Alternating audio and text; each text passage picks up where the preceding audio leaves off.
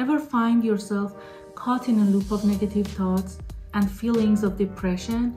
It's a tough place to be. Let's explore what it's like to break out that cycle and move towards a healthier state of mind. Stay with me.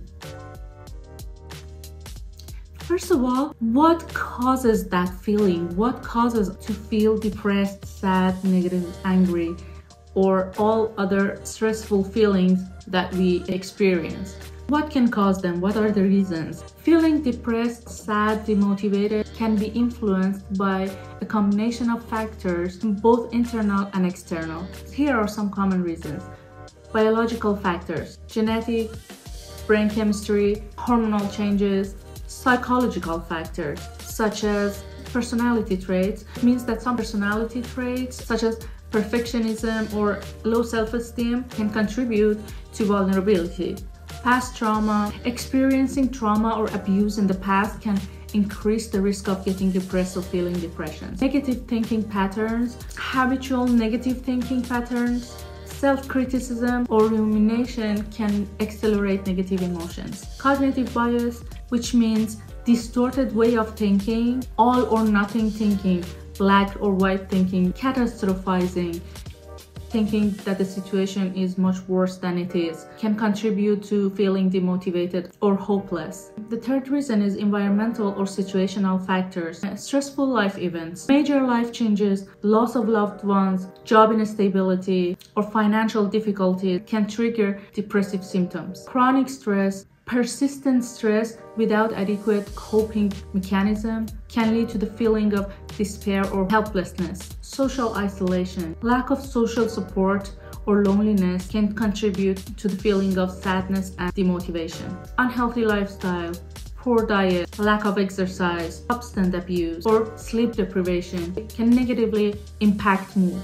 The fourth reason is social and cultural factors. Stigma and discrimination due to factors like race, gender, sexual orientation, or disability can contribute to depression. Family dynamics, cultural norms and expectations around success, achievements, or emotional expressions can influence how individuals perceive and cope with distress. And the fifth reason can be other medical conditions, chronic illness, or medication side effects. It's very important to recognize that feeling depression, sadness, or demotivation is not a sign of weakness or personal failure. These feelings can be influenced by a combination of factors, and seeking help from mental professionals can provide support and effective treatment options. One of the things that I personally do when I feel down, depressed, sad, negative, that I journal. I write it down. I write everything in details.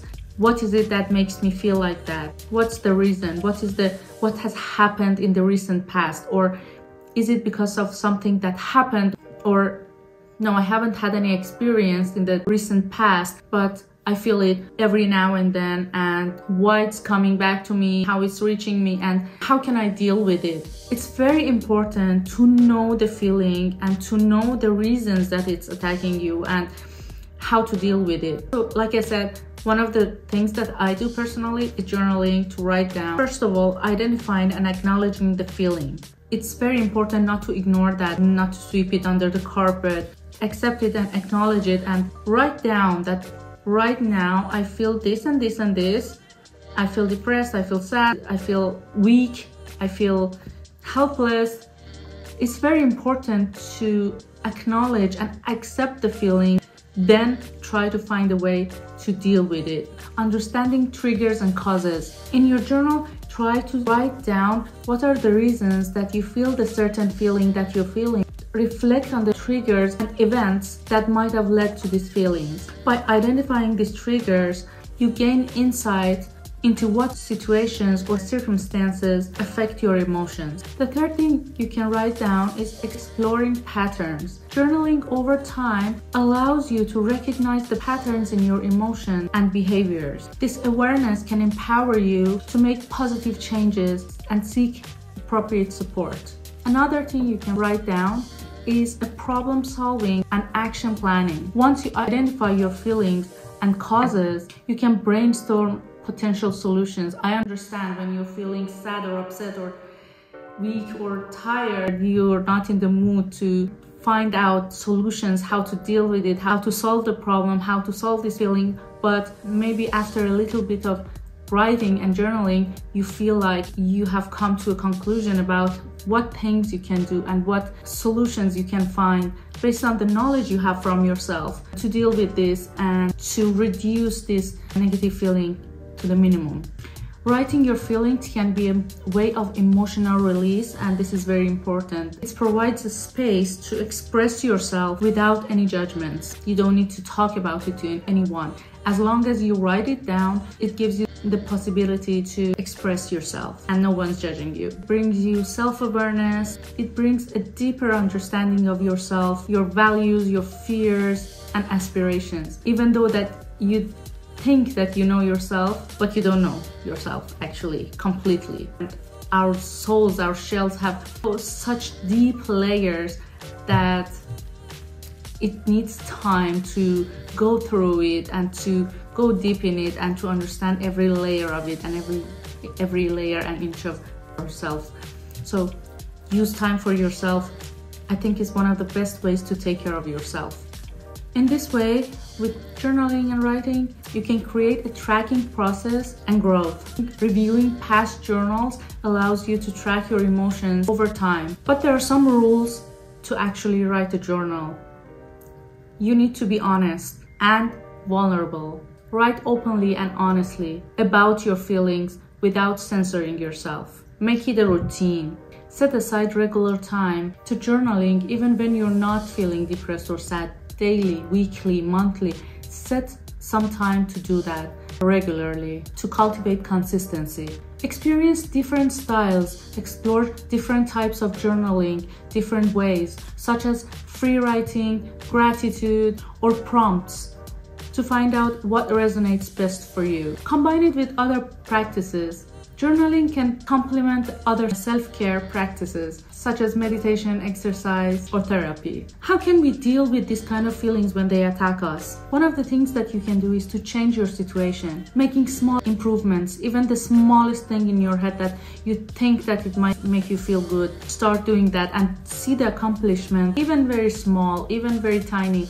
You will see the accomplishment in the real time and it makes you feel that I fulfilled something and it makes you feel satisfied. Identify specific areas for changes. For example, you can reflect on what needs improvement in your life or in yourself. Take time to identify the aspects in your life that you think you can make it a little bit better to contribute to your feelings of depression, anxiousness, stress, sadness, demotivation. This could be related to work, relationship, family, health, or even personal habits.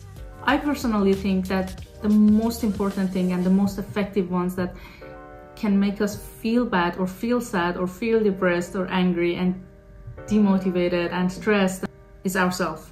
We are the biggest enemy of ourselves, not us, but the mind, the talking mind in our head. It makes us feel bad about ourselves, about our situation, about our life, about our work, and you need to find a way to make it silent, make it quiet. Another trick is to set clear goals. It's also to feel and to see the accomplishment that makes you feel good about yourself, makes you feel better about yourself, and generally makes you feel much better in life. You can also develop coping strategies. For example, learn stress management techniques, practice relaxation techniques such as deep breathing, meditation, yoga to reduce stress and promote calmness. For me personally, meditation works best. Do try meditation if you have never done that before. You will be amazed. Maybe I'll make a video about meditation next time. But it's very important to have supporting people around you in your life. Make a supportive network. It can be friends, family, whoever you trust. You need to trust the person. Not everyone is a good listener and know how to react when you talk about your negative feelings. Be careful about that. You can try to change the negative thought patterns. This one is a very important one.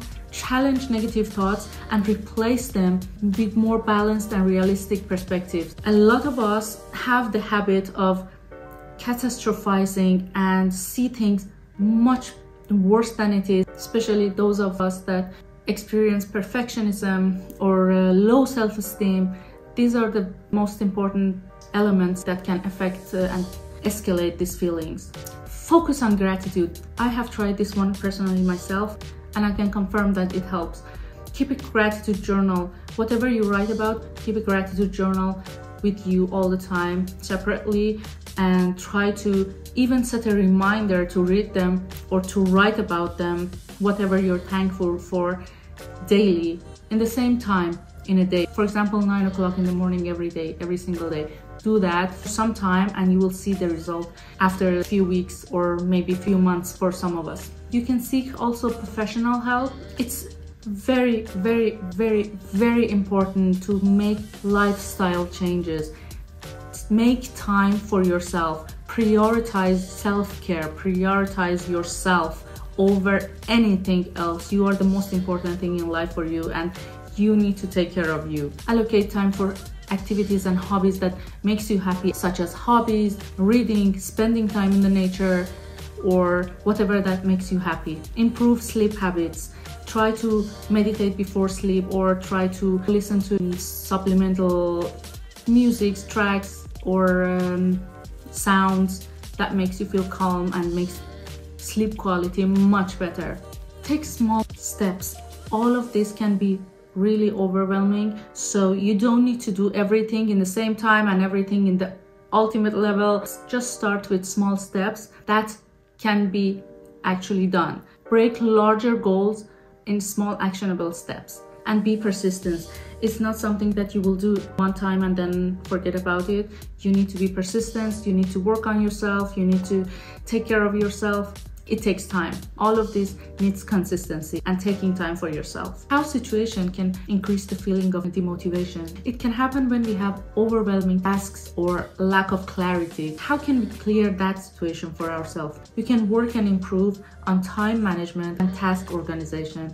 Use a planner digital tool. Nowadays we have loads of apps to do that, and the most simple one is the Microsoft To-Do List app, and it's easy to work with, it's clear. Even you can put whatever you want to do on your phone calendar and have a clear plan what to do during the day, during the week and month. Enhance work-life balance. Nowadays a lot of us work crazy hours of weeks. We need to establish clear boundaries between our life and work borders. I mentioned meditation. What are the benefits? Very short. I can make another video about it. It's a huge world in meditation world, and I can just mention some benefits of meditation, but it's not just that. It reduces stress and anxiety, enhances focus and concentration, promotes emotional regulations, improves self-awareness, and fosters mind-body connection. It's possible to talk about this topic in 10 more videos, but I don't want to make this one long. Everything that is mentioned in this video is very important, is practicable. You can do it in real life, and there are actionable steps. You can do something about the situation that you are in. It's always some way to do something about some problem. Do not sit and look the situation. Do not get drowned in that dark hole of depression. You need to do something before it swallows you. It's very important to feel that you can come out of this situation and you are able to do something about it.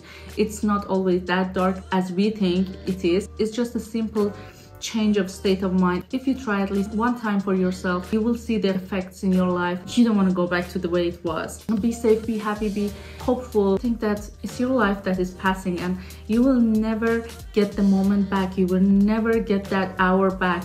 So if it's gone, it's another hour of your life that is gone.